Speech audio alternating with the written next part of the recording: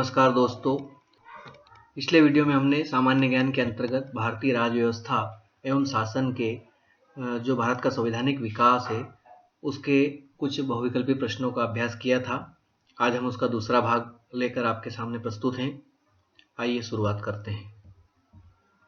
पहला प्रश्न है, किस अधिनियम के द्वारा भारतीय केंद्रीय विधान परिषद में स्थानीय प्रतिनिधित्व की व्यवस्था प्रारंभ की गई?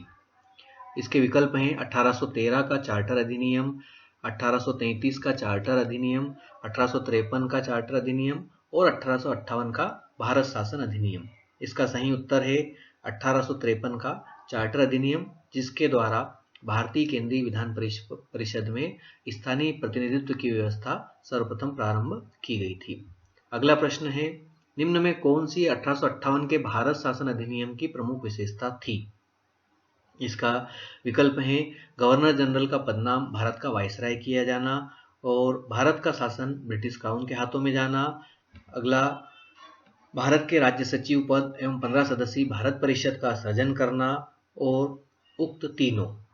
तो 1858 का जो भारत शासन अधिनियम था उसके अंतर्गत उक्त तीनों कार्य किए गए थे, जिसमें गवर्नर जनरल का पदनाम बदलकर भारत का वायसराय किया गया था और भारत का शासन ब्रिटिश क्राउन के हाथों में दे दिया गया था। साथ ही भारत के राज्य सचिव का पद एवं 15 सदस्यीय भारत परिषद का गठन किया गया था। ये तीनों कार्य 1858 के भारत शासन अधिनियम के अंतर्गत किए गए थे। ये तीनों उसकी विशेषताएं थी। अगला प्रश्न, किस अधिनियम के द्वारा निदेशक मंडल, बोर्ड ऑफ डायरेक्टर्स और नियंत्रण मंडल, बोर्ड ऑफ कंट्रोलर्स का द्वैध शासन समाप्त किया गया? 1858 का भारत शासन अधिनियम, 1861 का भारत परिषद अधिनियम, 1892 का भारत परिषद अधिनियम और 1909 का भारत शासन अधिनियम। इसका सही उत्तर है 1858 का भारत शासन अधिनियम, जिसके अंतर्गत निदेशक मंडल यानी कि बोर्ड ऑफ डायरेक्टर्स और नियंत्रण मंडल यानी कि बोर्ड ऑफ कंट्रोल का जो दोहरा प्रशासन था वो समाप्त कर दिया गया। अगला प्रश्न, भारत के प्रथम वायसराय कौन थे? इसके विकल्प हैं Lord Mountbatten, Lord Canning, Lord Minto और लॉर्ड चेम्सफोर्ड। सही उत्तर है लॉर्ड कैनिंग भारत के प्रथम वायसराय थे, जो 1858 के भारत शासन अधिनियम के अंतर्गत वायसराय के पद पर सर्वप्रथम नियुक्त हुए थे, लॉर्ड कैनिंग। अगला प्रश्न है, किस अधिनियम के द्वारा पोर्टफोलियो व्यवस्था यानी कि विभागीय प्रणाली का प्रारंभ किया गया था? इसके विकल्प हैं 1858 का भारत शासन अधिनियम, 1861 का भारत परिषद अधिनियम, 1892 का भारत परिषद अधिनियम और 1909 का भारत शासन अधिनियम। तो सही उत्तर है 1861 का भारत परिषद अधिनियम, जिसमें विभागीय प्रणाली की सर्वप्रथम शुरुआत की गई थी। अगला प्रश्न है, किस अधिनियम के द्वारा वायसराय को संकट काल में अध्यादेश जारी करने का अधिकार प्रदान किया गया था? इसके लिए विकल्प हैं 1858 का भारत शासन अधिनियम, 1861 का भारत परिषद अधिनियम, 1892 का भारत परिषद अधिनियम और 1909 का भारत शासन अधिनियम। तो जो वायसराय को अध्यादेश के संबंध में अधिकार प्रदान किए गए थे वो 1861 के भारत परिषद अधिनियम के अंतर्गत प्रदान किए गए थे। अगला प्रश्न है, किस अधिनियम के द्वारा विधान परिषद के सदस्यों को बजट पर विचार विमर्श करने और प्रश्न पूछने का अधिकार दिया गया था? इसके विकल्प हैं 1858 का अधिनियम, 1861 का अधिनियम और 1892 का अधिनियम और 1909 का भारत शासन अधिनियम। सही उत्तर है 1892 का भारत परिषद अधिनियम, जिसके द्वारा विधान परिषद के सदस्यों को बजट पर विचार विमर्श और प्रश्न पूछने का अधिकार प्रदान किया गया था सर्वप्रथम। अगला प्रश्न, किस अधिनियम के द्वारा विधान परिषद के सदस्यों को पूरक प्रश्न पूछने एवं मत देने का अधिकार प्रदान किया गया? इसके विकल्प हैं 1858 का अधिनियम, 1861 अधिनियम, 1892 का अधिनियम और 1909 का अधिनियम। तो इसका सही उत्तर है 1909 का भारत शासन अधिनियम के द्वारा सर्वप्रथम सदस्यों को पूरक प्रश्न पूछने एवं मत देने का अधिकार प्रदान किया गया था। अगला प्रश्न है, किस अधिनियम के द्वारा मुस्लिमों के लिए पृथक निर्वाचन के आधार पर सांप्रदायिक प्रतिनिधित्व की व्यवस्था की गई थी? सर्वप्रथम सांप्रदायिक प्रतिनिधित्व की व्यवस्था किस एक्ट के द्वारा की गई? इसके लिए विकल्प हैं 1858 का अधिनियम, 1861 का अधिनियम, 1892 का अधिनियम और 1909 का भारत शासन अधिनियम। सही उत्तर है 1909 का भारत शासन अधिनियम, जिसके द्वारा सर्वप्रथम सांप्रदायिक प्रतिनिधित्व या सांप्रदायिक निर्वाचन प्रणाली की शुरुआत की गई थी। अगला प्रश्न, वायसराय की कार्यपालिका परिषद के प्रथम भारतीय विधि सदस्य कौन बने थे? इसके लिए विकल्प हैं बी आर अम्बेडकर, सत्येंद्र प्रसाद सिन्हा, सी राजगोपालाचारी और जोगेंद्र नाथ मंडल। इसका सही उत्तर है सत्येंद्र प्रसाद सिन्हा, जो कि वायसराय की कार्यपालिका परिषद के प्रथम भारतीय विधि सदस्य बने थे। अगला प्रश्न, सांप्रदायिक निर्वाचन के प्रतिपादक कौन माने जाते हैं? इसके लिए विकल्प हैं Lord Mountbatten, Lord Canning, Lord Minto और लॉर्ड चेम्सफोर्ड। इसका सही उत्तर है लॉर्ड मिंटो, जो 1909 के मार्ले मिंटो सुधार के तहत सांप्रदायिक निर्वाचन का प्रारंभ किया गया था। अगला प्रश्न है किस अधिनियम के द्वारा प्रांतों में द्वैत शासन व्यवस्था प्रारंभ की गई थी? इसका विकल्प है 1892 का भारत परिषद अधिनियम, 1909 का मार्ले मिंटो सुधार अधिनियम, 1919 का मॉन्टेग्यू चेम्सफोर्ड सुधार अधिनियम और 1935 का भारत शासन अधिनियम। तो प्रांतों में जो द्वैत शासन की व्यवस्था थी वो सर्वप्रथम प्रारंभ की गई थी 1919 के मॉन्टेग्यू चेम्सफोर्ड सुधार अधिनियम के द्वारा।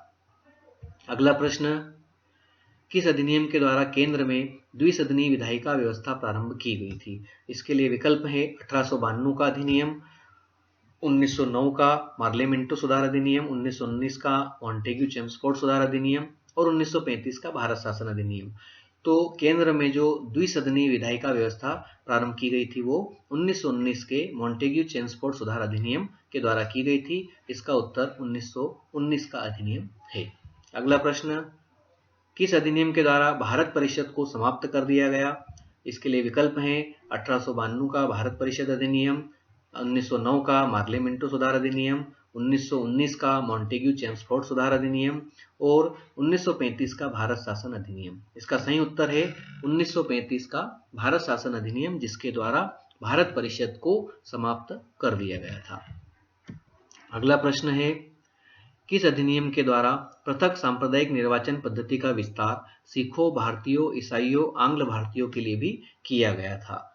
इसके लिए विकल्प हैं 1892 का भारत परिषद अधिनियम, 1909 का मार्ले मिंटो सुधार अधिनियम, 1919 का मॉन्टेग्यू चेम्सफोर्ड सुधार अधिनियम और 1935 का भारत शासन अधिनियम। तो जो 1909 में मार्ले मिंटो सुधार के द्वारा सांप्रदायिक प्रतिनिधित्व को प्रारंभ किया गया था, वो 1919 के मॉन्टेग्यू चेम्सफोर्ड सुधार के द्वारा इसका और अधिक विस्तार किया गया और इसको सिखों और भारतीय ईसाइयों और आंग्ल भारतीयों के लिए भी लागू कर दिया गया था। यानी कि सांप्रदायिक प्रतिनिधित्व या सांप्रदायिक निर्वाचन प्रणाली थी जो 1909 के मार्ले मिंटो सुधार से प्रारंभ हुई थी और 1919 में जो मॉन्टेग्यू चेम्सफोर्ड सुधार था उसमें इसका विस्तार सिखों, भारतीय ईसाइयों और आंग्ल भारतीयों के लिए भी कर दिया गया था। यानी कि 1909 में प्रारंभ और 1919 में इसका विस्तार हुआ था। अगला प्रश्न, किस अधिनियम के द्वारा एक लोक सेवा आयोग और एक वैधानिक आयोग के गठन का प्रावधान किया गया था?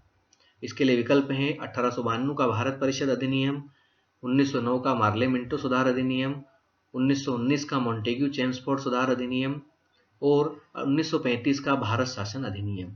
तो लोक सेवा आयोग और जो वैधानिक आयोग का गठन का प्रावधान किया गया था 1919 का मॉन्टेग्यू चेम्सफोर्ड सुधार अधिनियम के अंतर्गत। अगला प्रश्न, निम्न में से कौन सी 1935 के भारत शासन अधिनियम की विशेषता थी? पहली है प्रांतों में द्वैत शासन की समाप्ति, दूसरा केंद्र में द्वैत शासन लागू करना और तीसरा है संघीय न्यायालय की स्थापना और चौथा विकल्प है उक्त सभी। तो जो 1935 का भारत शासन अधिनियम था उसकी उक्त सभी विशेषताएं थी। 1935 के इस अधिनियम के द्वारा प्रांतों में द्वैत शासन को समाप्त कर दिया गया और केंद्रों में द्वैत शासन लागू किया गया, साथ ही संघीय न्यायालय की स्थापना भी की गई थी। अतः उक्त सभी 1935 के भारत शासन अधिनियम की विशेषताएं मानी जाती है। अगला प्रश्न है कि निम्न में से कौन सी 1935 के भारत शासन अधिनियम की विशेषता थी? इसका पहला विकल्प है भारत परिषद का अंत, दूसरा है संघीय लोक सेवा आयोग एवं भारतीय रिजर्व बैंक की स्थापना और अखिल भारतीय संघ की स्थापना और उक्त सभी। तो 1935 के अधिनियम की उक्त सभी विशेषताएं भी थी। 1935 के भारत शासन अधिनियम के द्वारा भारत परिषद का अंत भी किया गया, संघीय लोक सेवा आयोग एवं भारतीय रिजर्व बैंक की स्थापना की गई, साथ ही अखिल भारतीय संघ की स्थापना भी की गई थी। ये सभी विशेषताएं 1935 के अधिनियम में थी।